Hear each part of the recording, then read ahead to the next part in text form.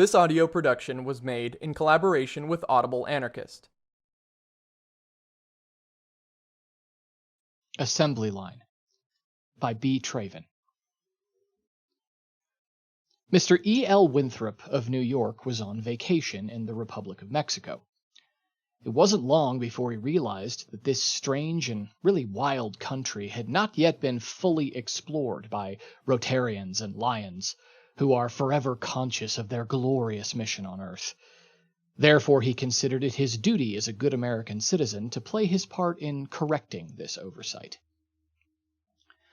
In search of opportunities to indulge in his new avocation, he left the beaten track and ventured into regions not especially mentioned and hence not recommended by travel agents to foreign tourists. It so happened that one day he found himself in a little quaint Indian village somewhere in the state of Oaxaca. Walking along the dusty main street of this pueblocito, which knew nothing of pavements, drainage, plumbing, or of any means of artificial light save candles or pine splinters, he met with an Indian squatting on the earthen floor front porch of a palm hut, a so-called yaquelito. The Indian was busy making little baskets from bast and from all kinds of fibers gathered by him in the immense tropical bush which surrounded the village on all sides. The material used had not only been well prepared for its purpose, but was also richly colored with dyes that the basket maker himself extracted from various native plants, barks, roots, and from certain insects by a process known only to him and the members of his family. His principal business, however, was not producing baskets. He was a peasant who lived on what the small property he possessed, less than 15 acres of not too fertile soil, would yield, after much sweat and labor and after constantly worrying over the most wanted and best suited distribution of rain, sunshine, and wind, and the changing balance of birds and insects beneficial or harmful to his crops. Baskets he made when there was nothing else for him to do in the fields, because he was unable to dawdle. After all, the sale of his baskets, though to a rather limited degree only, added to the small income he received from his little farm. In spite of being by profession just a plain peasant, it was clearly seen from the small baskets he made that at heart he was an artist, a true and accomplished artist. Each basket looked as if covered all over with the most beautiful, sometimes fantastic ornaments. Flowers, butterflies, birds, squirrels, antelopes, tigers, and a score of other animals of the wilds. Yet the most amazing thing was that these decorations, all of them symphonies of color, were not painted on the baskets, but were instead actually part of the baskets themselves. Bast and fibers dyed in dozens of different colors were so cleverly, one must actually say intrinsically, interwoven, that these attractive designs appeared on the inner part of the basket as well as on the outside. Not by painting, but by weaving were those highly artistic designs achieved. This performance he accomplished without ever looking at any sketch or pattern. While working on a basket, these designs came to light as if by magic, and as long as a basket was not entirely finished, one could not perceive what in this case or that the decoration would be like. People in the market town who bought these baskets would use them for sewing baskets, or to decorate tables with, or windowsills, or to hold little things to keep them from lying around. Women put their jewelry in them, or flowers, or little dolls. There were in fact 102 ways they might serve certain purposes in a household or in a lady's own room. Whenever the Indian had finished about 20 of the baskets, he took them to town on market day. Sometimes he would already be on his way shortly after midnight because he owned only a burro to ride on, and if the burro had gone astray the day before, as happened frequently, he would have to walk the whole way into town and back again. At the market, he had to pay 20 centavos in taxes to sell his wares. Each basket cost him between 20 and 30 hours of constant work, not counting the time spent gathering bast and fibers, preparing them, making dyes, and coloring the bast. All this meant extra time and work. The price he asked for each basket was 50 centavos, the equivalent of about 4 cents. It seldom happened, however, that the buyer paid outright the full 50 centavos asked, or 4 reales as the Indians called that money. The prospective buyer started bargaining, telling the Indian that he ought to be ashamed to ask such a sinful price. "Why, the whole dirty thing is nothing but dirty patate straw, which you find in heaps wherever you may look for it. The jungle is packed full of it," the buyer would argue. "Such a little basket, what's it good for anyhow? If I paid you, you thief, 10 centavitos for it, you should be grateful and kiss my hand." "Well, it's your lucky day. I'll be generous this time. I'll pay you 20, yet not 1 green centavo more. Take it or run along."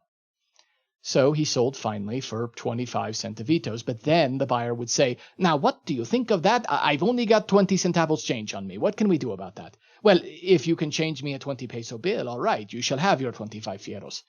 Of course, the Indian could not change a 20 peso bill, and so the basket went for 20 centavos. He had little, if any, knowledge of the outside world, or he would have known that what happened to him was happening every hour of every day to every artist all over the world. That knowledge would have made him very proud, because he would have realized that he belonged to the little army which is the salt of the earth, and which keeps culture, urbanity, and beauty for their own sakes from passing away.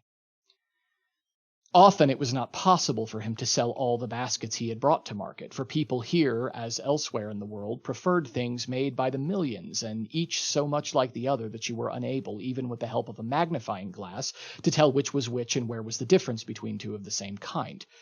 Yet he, this craftsman, had in his life made several hundred of those exquisite baskets, but so far no 2 of them had he ever turned out alike in design. Each was an individual piece of art, and as different from the other as a Murillo from a Velázquez. Naturally, he did not want to take those baskets, which he could not sell at the marketplace, home with him again if he could help it. In such a case, he went peddling his products from door to door, where he was treated partly as a beggar and partly as a vagrant, apparently looking for an opportunity to steal, and he frequently had to swallow all sorts of insults and nasty remarks. Then, after a long run, perhaps a woman would finally stop him, take one of the baskets, and offer 10 centavos, which price through talks and talks would perhaps go up to 15 or even to 20. Nevertheless, in many instances, he would actually get no more than just 10 centavos, and the buyer, usually a woman, would grasp that little marvel and right before his eyes throw it carelessly on the nearest table, as if to say, "Well, I take that piece of nonsense only for charity's sake. I know my money is wasted, but then after all I'm a Christian, and I can't see a poor Indian die of hunger since he has come such a long way from his village." This would remind her of something better, and she would hold him and say, "Where are you at home anyway, Indito? Where's your pueblo?" "So from Huehuetonoc?" "Now listen here, Indito, can't you bring me next Saturday 2 or 3 turkeys from Huehuetonoc? They must be heavy and fat and very, very cheap, or I won't even touch them. If I wish to pay the regular price, I don't need you to bring them, understand? Hop along now, Indito." The Indian squatted on the earthen floor in the portico of his hut, attended to his work, and showed no special interest in the curiosity of Mr. Winthrop watching him. He acted almost as if he ignored the presence of the American altogether. "How much for that little basket there, friend?" Mr. Winthrop asked when he felt that he at least had to say something so as to not appear idiotic. 50 centavos, patroncito, my good little lordy. 4 reales, the Indian answered politely. "All right, sold!" Mr. Winthrop blurted out in a tone and with a gesture as if he had bought the whole railroad. And examining his buy, he added, "I know already who I'll give that pretty little thing to. She'll kiss me for it, sure. Wonder what she'll use it for." He had expected to hear a price of 3 or even 4 pesos. The moment he realized that he had judged the value 6 times too high, he saw right away what great business possibilities this miserable Indian village might offer to a dynamic promoter like himself. Without further delay, he started exploring those possibilities. "Suppose, my good friend, I buy 10 of those little baskets of yours, which I might as well admit right here and now have practically no real use whatsoever. Well, as I was saying, if I buy 10, how much would you charge then apiece?" The Indian hesitated for a few seconds, as if making calculations. Finally, he said, "If you buy 10, I can let you have them for 45 centavos each, señorito gentleman."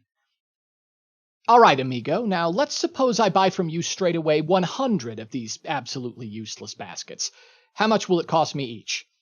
The Indian, never looking up to the American standing before him and hardly taking his eyes off his work, said politely and without the slightest trace of enthusiasm in his voice, In such a case, I might not be unwilling to sell each for 40 centavitos. Mr. Winthrop bought 16 baskets, which was all the Indian had in stock. After 3 weeks' stay in the Republic, Mr. Winthrop was convinced that he knew this country perfectly, that he had seen everything and knew all about the inhabitants, their character, and their way of life, and that there was nothing left for him to explore. So he returned to good old New York and felt happy to be once more in a civilized country, as he expressed it to himself. One day, going out for lunch, he passed a confectioner's, and looking at the little display in the window, he suddenly remembered the little baskets he had bought in that faraway Indian village. He hurried home and took all of the baskets he still had left to one of the best-known candy makers in the city. I can offer you here, Mr. Winthrop said to the confectioner, one of the most artistic and at the same time the most original of boxes, if you wish to call them that. These little baskets would be just right for the most expensive chocolates meant for elegant and high-priced gifts. Just have a good look at them, sir, and let me listen. The confectioner examined the baskets and found them extraordinarily well suited for a certain line in his business. Never before had there been anything like them for originality, prettiness, and good taste. He, however, avoided most carefully showing any sign of enthusiasm, for which there would be time enough once he knew the price and whether he could get a whole load exclusively. He shrugged his shoulders and said, "Well, I don't know. If you asked me, I'd say it isn't quite what I'm after. It depends, of course, on the price. In our business, the package mustn't cost more than what's in it." "Do I hear an offer?" Mr. Winthrop asked. "Well, why don't you tell me in round figures how much you want for 'em? I'm no good at guessing." "Well, I'll tell you, Mr. Kimple. Since I'm the smart guy who discovered these baskets, and since I'm the only jack who knows where to lay his hands on more, I'm selling to the highest bidder on an exclusive basis, of course. I'm positive you can see it my way, Mr. Kimple." "Quite so, and may the best man win," the confectioner said. "I'll talk the matter over with my partners. See me tomorrow morning, same time, please, and I'll let you know how far we might be willing to go." Next day, when both gentlemen met again, Mr. Kimple said, "Now, to be frank with you, I know art on seeing it. No getting around that. And these baskets are little works of art. They surely are. However, we are not art dealers. You realize that, of course. We've no other use for these pretty little things except as fancy packing for our French pralines made by us. We can't pay for them what you might pay considering them as pieces of art. After all, to us, they're only wrappings. Fine wrappings, perhaps, but nevertheless wrappings. You'll see it our way, I hope, Mr. Winthrop. So here's our offer. Take it or leave it. $1.25 apiece and not 1 cent more." Mr. Winthrop made a gesture as if he had been struck over the head. The confectioner, misunderstanding this involuntary gesture of Mr. Winthrop, added quickly, All right. No reason to get excited. No reason at all. Perhaps we can do a trifle better. Let's say 150. "Make it 175, Mr. Winthrop snapped, swallowing his breath while wiping his forehead. "Sold. 175 apiece, free at the port of New York. We pay the customs and you pay the shipping, right?" "Sold," Mr. Winthrop also said, and the deal was closed. "There is, of course, one condition," the confectioner explained when Mr. Winthrop was to leave. "1 or 200 won't do it for us. It wouldn't pay the trouble of the advertising. I wouldn't consider less than 10,000, or 1,000 dozens, if that sounds better in your ears. And they must come in 12 different patterns, well assorted. How about that? I can make it 60 different patterns or designs. So much the better. And you're sure you can deliver 10,000, let's say, early October?" "Absolutely," Mr. Winthrop avowed, and signed the contract. Practically all the way back to Mexico, Mr. Winthrop had a notebook in his left hand and a pencil in his right, and he was writing figures, long rows of them, to find out exactly how much richer he would be when this business had been put through. "Now let's sum up the whole goddamn thing," he muttered to himself. "Damn it, where is that cursed pencil again? I had it right between my fingers. Oh, there it is. 10,000 he ordered. Well, there we get a clean-cut profit of $15,440 genuine dollars. Sweet smackers! 15 grand right into Papa's pocket. Come to think of it, that republic ain't so backward after all. "Buenas tardes, mi amigo. How are you?" He greeted the Indian, whom he found squatting in the porch of his jacalito as if he had never moved from his place since Mr. Winthrop had left for New York. The Indian rose, took off his hat, bowed politely, and said in his soft voice, "Be welcome, patroncito. Thank you, and I feel fine, thank you. Muy buenas tardes.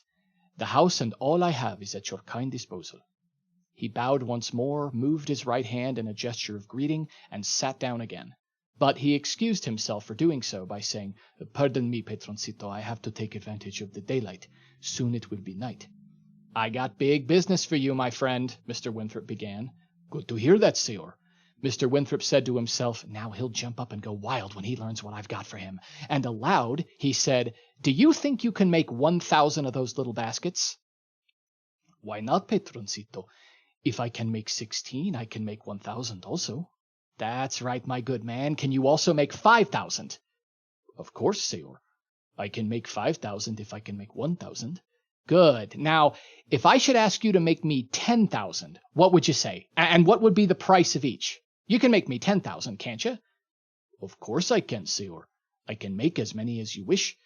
You see, I am an expert in this sort of work. No one else in the whole state can make them the way I do." "That's what I thought, and that's exactly why I came to you." "Thank you for the honor, patroncito." "Suppose I order you to make 10,000 of these baskets. How much time do you think you'd need to deliver them?"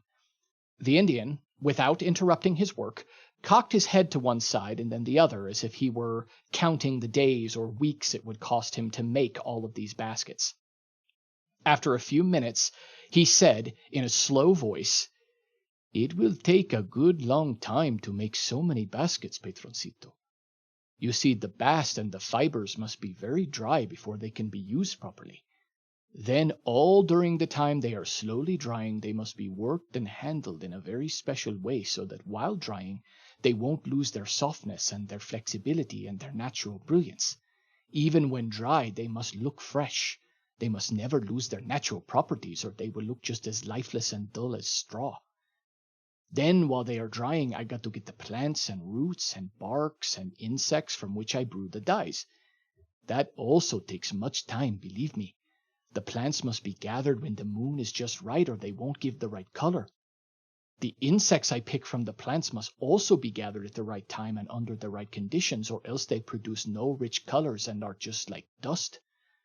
But of course, jefecito, I can make as many of these canastitas as you wish, even as many as 3 dozens if you want them. Only give me time." "3 dozens? 3 dozens!" Mr. Winthrop yelled and threw up both arms in desperation. "3 dozens!" he repeated, as if he had to say it many times in his own voice so as to understand the real meaning of it, because for a while he thought he was dreaming. He had expected the Indian to go crazy on hearing that he was to sell 10,000 of his baskets without having to peddle them from door to door and be treated like a dog with a skin disease. So the American took up the question of price again, by which he hoped to activate the Indian's ambition. "You told me that if I take 100 baskets, you'll let me have them for 40 centavos apiece. Is that right, my friend?" "Quite right, jefecito." "Now," Mr. Winthrop took a deep breath. "Now, then, if I ask you to make 1,000, that is 10 times 100 baskets, how much will they cost me each basket?" That figure was too high for the Indian to grasp. He became slightly confused, and for the first time since Mr. Winthrop had arrived, he interrupted his work and tried to think it out. Several times he shook his head and looked vaguely around as if for help. Finally, he said, "Excuse me, jefecito, little chief, that is by far too much for me to count. Tomorrow, if you will do me the honor, come and see me again, and I think I shall have my answer ready for you, patroncito." When on the next morning Mr. Winthrop came to the hut, he found the Indian, as usual, squatting on the floor under the overhanging palm roof, working at his baskets. "Have you got the price for 10,000? He asked the Indian at the very moment he saw him, without taking the trouble to say good morning. "Si, patroncito, I have the price ready. You may believe me, it has cost much labor and worry to find out the exact price, because, you see, I do not wish to cheat you out of your honest money." "Skip that, amigo. Come out with the salad. What's the price?" Mr. Winthrop asked nervously. "The price is well calculated now, without any mistake on my side. If I got to make 1,000 canastitas, each will be 3 pesos. If I must make 5,000, each will cost 9 pesos. And if I have to make 10,000, in such a case, I can't make them for less than 15 pesos each." Immediately he returned to his work as if he were afraid of losing too much time with such idle talk. Mr. Winthrop thought it was perhaps his faulty knowledge of this foreign language that had played a trick on him. "Did I hear you say 15 pesos each if I eventually would buy 10,000? That's exactly and without any mistake what I've said, patroncito, the Indian answered in his soft and courteous voice.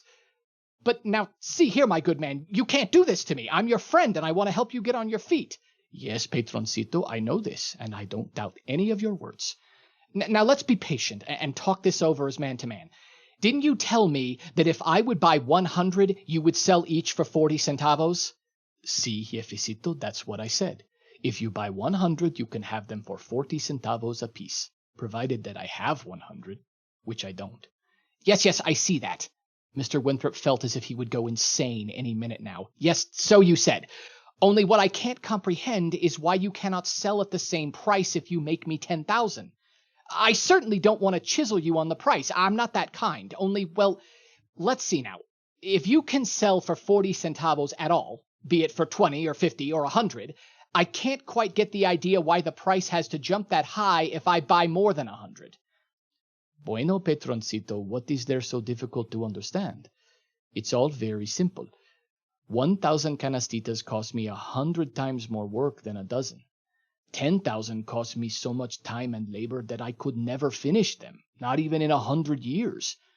For 1,000 canastitas, I need more bast than for 100, and I need more little red beetles and more plants and roots for the dyes.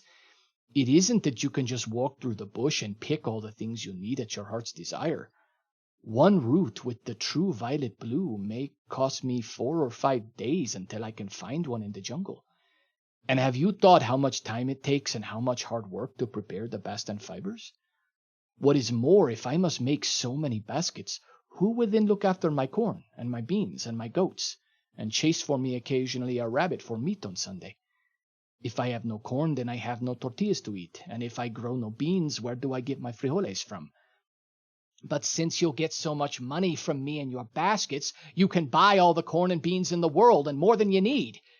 That's what you think, señorito little lordy, but you see, it is only the corn I grow for myself that I am sure of. Of the corn which others may or may not grow, I cannot be sure to feast upon. Haven't you got some relatives here in this village who might help you make baskets for me? Mr. Winthrop asked hopefully. Practically the whole village is related to me somehow or another. Fact is, I got lots of close relatives in this here place. Why then can't they cultivate your fields and look after your goats while you make baskets for me?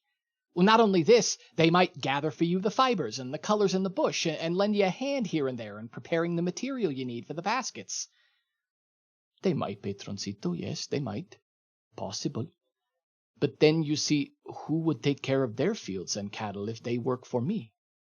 And if they help me with the baskets, it turns out the same. No one any longer would work in the fields properly. In such a case, corn and beans would get up so high in price that none of us could buy any, and we would all starve to death. Besides, as the price of everything would rise and rise higher still, how could I make baskets for 40 centavos apiece? A pinch of salt or one green chili would set me back more than I'd collect for one single basket. Now you'll understand, my highly estimated caballero and jefecito, why I can't make the baskets any cheaper than 15 pesos each if I got to make that many. Mr. Winthrop was hard-boiled, and no wonder considering the city he came from. He refused to give up more than $15,000, which at that moment seemed to slip away through his fingers like nothing. Being really desperate now, he talked and bargained with the Indian for almost 2 full hours, trying to make him understand how rich he, the Indian, would become if he would take this greatest opportunity of his life. The Indian never ceased working on his baskets while he explained his points of view. You know, my good man, Mr. Winthrop said, such a wonderful chance might never again knock on your door. Do you realize that? Let me explain to you in ice-cold figures what fortune you might miss if you leave me flat on this deal. He tore leaf after leaf from his notebook, covered each with figures and still more figures, and while doing so told the peasant he would be the richest man in the whole district. The Indian, without answering, watched with a genuine expression of awe as Mr. Winthrop wrote down these long figures, executing complicated multiplications and divisions and subtractions so rapidly that it seemed to him the greatest miracle he had ever seen. The American, noting this growing interest in the Indian, misjudged the real significance of it. "There you are, my friend," he said. "That's exactly how rich you are going to be. You'll have a bankroll of exactly 4,000 pesos. And to show you that I'm a real friend of yours, I'll throw in a bonus. I'll make it around 5,000 pesos, and all in silver." The Indian, however, had not for one moment thought of 4,000 pesos. Such an amount of money had no meaning to him. He had been interested solely in Mr. Winthrop's ability to write figures so rapidly. "So what do you say now? Is it a deal or is it? Say yes and you'll get your advance this very minute." "As I have explained, patroncito, the price is 15 pesos each." "But my good man," Mr. Winthrop shouted at the poor Indian in utter despair, "where have you been all this time? On the moon or where? You're still at the same price as before." "Yes, I know that, jefecito, my little chief," the Indian answered, entirely unconcerned. "It must be the same price because I cannot make any other one. Besides, señor, there's still another thing which perhaps you don't know. You see, my good lordy and caballero, I've to make these canastitas my own way, and with my song in them, and with bits of my soul woven into them. If I were to make them in great numbers, there would no longer be my soul in each, or my songs. Each would be like the other, with no difference, and such a thing would slowly eat up my heart. Each has to be another song which I hear in the morning when the sun rises, and when the birds begin to chirp, and the butterflies come and sit down on my baskets so that I may see a new beauty. Because, you see, the butterflies like my baskets and the pretty colors on them. That's why they come and sit down, and I can make my canastitas after them. And now, señor jefecito, if you will kindly excuse me, I have wasted much time already, although it was a pleasure and a great honor to hear the talk of such a distinguished caballero like you. But I'm afraid I have to attend to my work now, for day after tomorrow is market day in town, and I got to take my baskets there. Thank you, señor, for your visit. Adios." And in this way it happened that American garbage cans escaped the fate of being turned into receptacles for empty, torn, and crumpled little multicolored canastitas, into which an Indian of Mexico had woven dreams of his soul, throbs of his heart, his unsung poems.